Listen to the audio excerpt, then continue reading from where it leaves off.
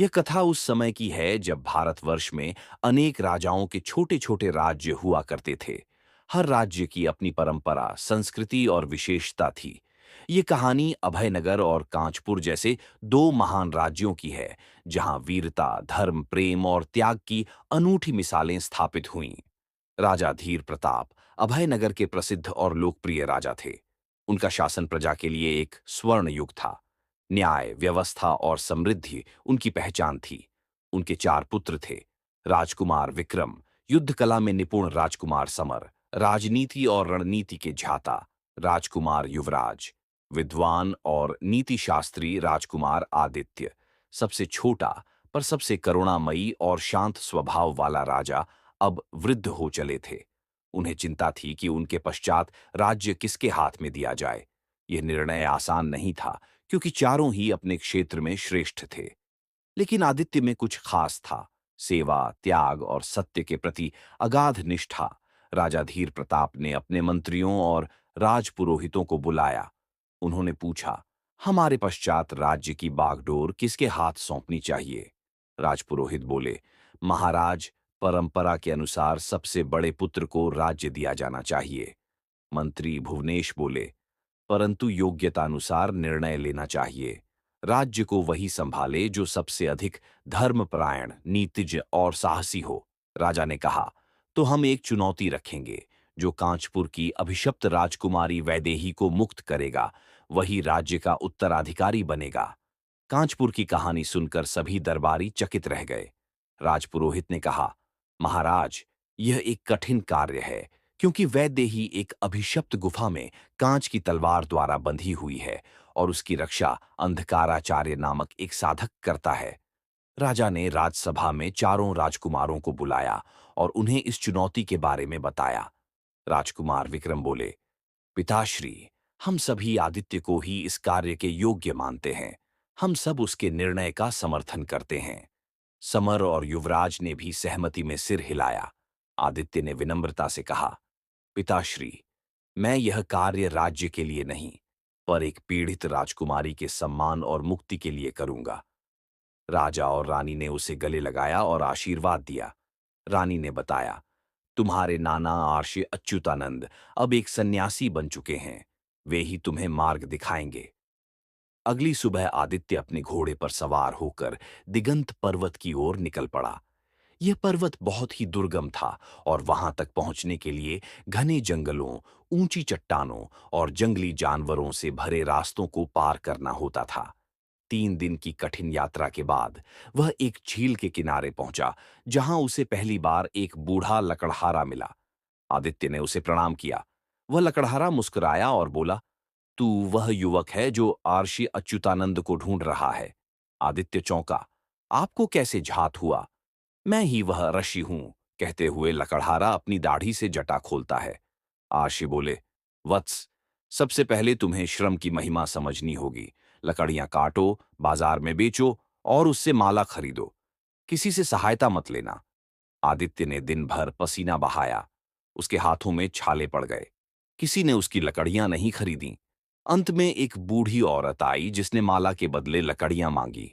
आदित्य ने उसकी झोपड़ी तक लकड़ियां पहुंचाईं। देखा कि उसके 4 पोते भूख से तड़प रहे हैं। आदित्य ने उन्हें अपनी तरफ से राशन और कपड़े दिलाए। बूढ़ी औरत ने आशीर्वाद देते हुए कहा, यह माला अब तुम्हारी है। इसमें मेरे ईश्वर का नाम जपा गया है। बूढ़ी औरत की दी हुई माला लेकर आदित्य पुनः आर्षि अच्युतानंद के पास लौटा। आर्षि मुस्कुराए और बोले, तुमने श्रम का मूल्य तो समझ लिया, अब तुम्हें त्याग की परीक्षा देनी होगी। उन्होंने आदित्य को एक सुंदर रथ और घोड़ा दिया और कहा, यह रथ तुम्हें शांतिवन तक ले जाएगा। वहां पर तुम्हें एक वृद्ध ब्राह्मण मिलेगा जो बहुत ही निर्धन है।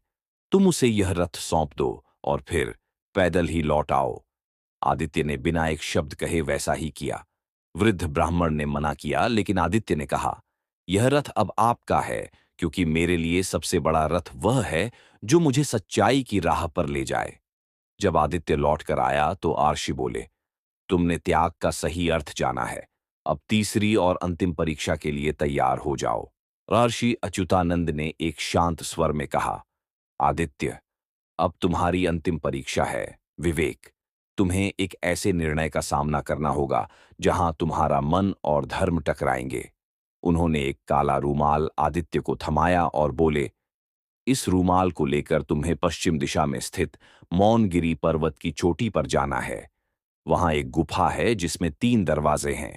प्रत्येक दरवाजे के पीछे एक विकल्प छिपा है, एक जीवन, एक मृत्यु और एक मोह। तुम्हें विवेक से निर्णय लेना होगा। आदित्य ने कहा, मैं पूरे विश्वास से यह परीक्षा दूंगा, आर्शिवर। आदित्य मौनगिरी की ओर निकल पड़ा। आदित्य मौनगिरी की चोटी तक पहुंचा। वहां उसे एक गुफा मिली जिसमें 3 पत्थर के द्वार थे। द्वारों पर कोई चिन्ह नहीं था, परंतु गुफा की दीवारों पर संस्कृत में श्लोक अंकित थे। वह ध्यान मग्न होकर ईश्वर से प्रार्थना करने लगा। तभी उसे एक संकेत मिला। हृदय की आवाज ही सत्य का मार्ग है। उसने बीच वाले द्वार को चुना। वहां से एक चमकदार प्रकाश निकला और उसने एक और द्वार खोला जो वैदेही की ओर जाता था। वह मार्ग सीधा नहीं था। रास्ते में अनेक भ्रमित करने वाली आवाजें आईं। कुछ मोह का लालच देतीं, कुछ भय दिखातीं, तो कुछ वैदेही की पुकार बनकर उसकी भावना को विचलित करतीं। परंतु आदित्य का मन स्थिर रहा। एक अंधेरी सुरंग पार करने के बाद उसे एक दिव्य पुष्प दिखाई दिया। वह पुष्प उसके मार्ग का संकेत था। जब उसने उस पुष्प को छुआ तो अचानक एक दिव्य सीढ़ी प्रकट हुई जो कांच की गुफा की ओर जाती थी। गुफा के भीतर प्रवेश करते ही आदित्य एक उजाले से भरे कक्ष में पहुंचा, जहां कांच की तलवार की नोक से बंधी हुई राजकुमारी वैदेही समाधि में बैठी थी। लेकिन जैसे ही उसने तलवार की ओर बढ़ना चाहा, एक घना अंधकार चारों ओर फैल गया। अंधकार में से एक विशाल छाया प्रकट हुई। अंधकाराचार्य की छाया गुफा में गूंजने लगी। राजकुमार, क्या तुम सच में सोचते हो कि केवल साहस से यह तलवार उठा पाओगे? आदित्य ने तलवार की ओर देखा। कांच की बनी हुई, परंतु भीतर से अग्नि की लौ जैसी चमकती हुई। आर्षि अच्युतानंद ने कहा था कि यह तलवार केवल वही उठा सकता है जिसका हृदय पूर्णतः निष्कलंक हो। आदित्य ने ध्यान लगाकर भगवान का स्मरण किया। उसके हाथ अपने आप आगे बढ़े। जैसे ही उसने तलवार को छुआ, एक तेज प्रकाश फैला और अंधकाराचार्य पीछे हट गया। अचानक वैदेही की आंखें खुलीं और उसकी आंखों से आंसू बहने लगे। वर्षों बाद कोई मुझे छुड़ाने आया है और उसने आत्मा से तलवार छुई है। अंधकाराचार्य ने क्रोध से कहा, तू मुझे नहीं पहचानता, पर मैं तेरा पूर्वज हूं। आदित्य चौंका। पूर्वज? मैं चंद्रकेतु हूं, तुम्हारे पितामह का भ्राता, जिसे राजमहल की लालच ने अंधकार की ओर ढकेल दिया। मैंने तपस्या की, लेकिन मोह ने मुझे अंधकाराचार्य बना दिया। वैदेही मेरी ही पुत्री है, जिसे मेरी तपस्या ने श्राप दे दिया। आदित्य की आंखों में करुणा आ गई। अगर आप चाहते हैं कि यह श्राप मिटे, तो मोह को त्यागना होगा। चंद्रकेतु की आंखों में आंसू आ गए। वैदेही उसकी ओर बढ़ी। पिताश्री, एक प्रकाश फूटा। अंधकार दूर हुआ और चंद्रकेतु की आत्मा मुक्त हुई। वैदेही ने आदित्य को बताया कि तलवार के पीछे का रहस्य अभी समाप्त नहीं हुआ। कांच की तलवार स्वप्नलोक की चाबी है, जहां 4 राक्षस आत्माएं कैद हैं। अगर वे मुक्त हो गईं, तो चारों दिशाओं में विनाश होगा। आदित्य ने निश्चय किया कि वह स्वप्नलोक जाकर उन आत्माओं को शांत करेगा। वैदेही ने अपनी शक्ति से एक द्वार खोला और दोनों उसमें प्रवेश कर गए। स्वप्नलोक में हवा सुगंधित थी, लेकिन वातावरण रहस्यमय। वहां 4 द्वीप थे, अग्निद्वीप, जलद्वीप, वायुद्वीप और मृत्युद्वीप। पहला द्वीप था अग्निद्वीप। वहां एक राक्षसी आत्मा अग्निकाया एक महाशक्ति द्वारा अग्निकुंड में बंद थी।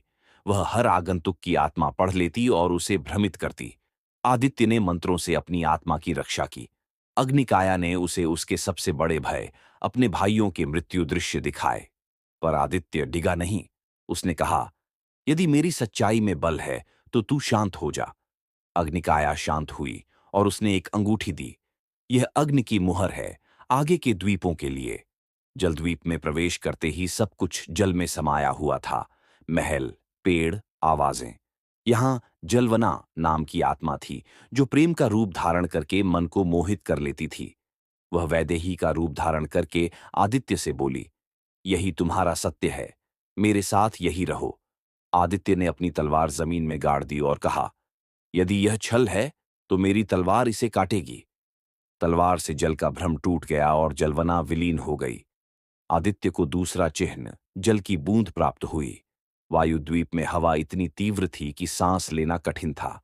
यहां वायुकाल था, जो गति में भ्रम पैदा करता। वायुकाल ने समय को रोक दिया। आदित्य को लगा वर्षों से वह यहीं है, पर वैदेही ने उसकी माला उसे पहनाई, जो पहली परीक्षा में मिली थी। माला के मंत्रों से भ्रम टूटा। वायुकाल शांत हुआ और तीसरा चिन्ह, वायु की लकीर प्राप्त हुई। अब वे पहुंचे मृत्यु द्वीप, जहां आत्मा कृतांत निवास करता था। वह मृत्यु का स्वामी था। वह बोला, तू मुझसे नहीं लड़ सकता, क्योंकि मैं अनंत हूं। आदित्य ने कहा, तू अनंत है, पर मेरा धर्म भी अनंत है। मैं मृत्यु को स्वीकार करता हूं, लेकिन अधर्म को नहीं। कृतांत ने आदित्य पर वार किया, लेकिन कांच की तलवार ने उसे रोक दिया। वैदेही ने अपने अश्रु गिराए और कृतांत का स्वर नरम हो गया।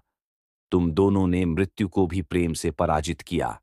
यह अंतिम चिन्ह लो, जीवन का बीज। स्वप्नलोक से लौटते ही अभयनगर में प्रकाश फैल गया। राजा धीर प्रताप ने सिंहासन का त्याग कर आदित्य को राजा घोषित किया। वैदेही उसकी महारानी बनी। चारों भाइयों ने आदित्य को गले लगाया और बोले, आज सच में अभयनगर को उसका योग्य राजा मिला है। कांच की तलवार अब राजसभा में धर्म का प्रतीक बनकर रखी गई। आदित्य और वैदेही ने राज्य में शिक्षा, न्याय और प्रेम को सर्वोपरि बनाया। उनकी कथा युगों तक सुनाई गई। राजा वह नहीं जो राज्य जीते, बल्कि जो आत्मा का अंधकार हर ले। अगर यह कहानी आपके दिल को छू गई हो, तो कृपया इस वीडियो को लाइक करें, अपने गांव या शहर का नाम कमेंट करें और इस चैनल को सब्सक्राइब करें। धन्यवाद।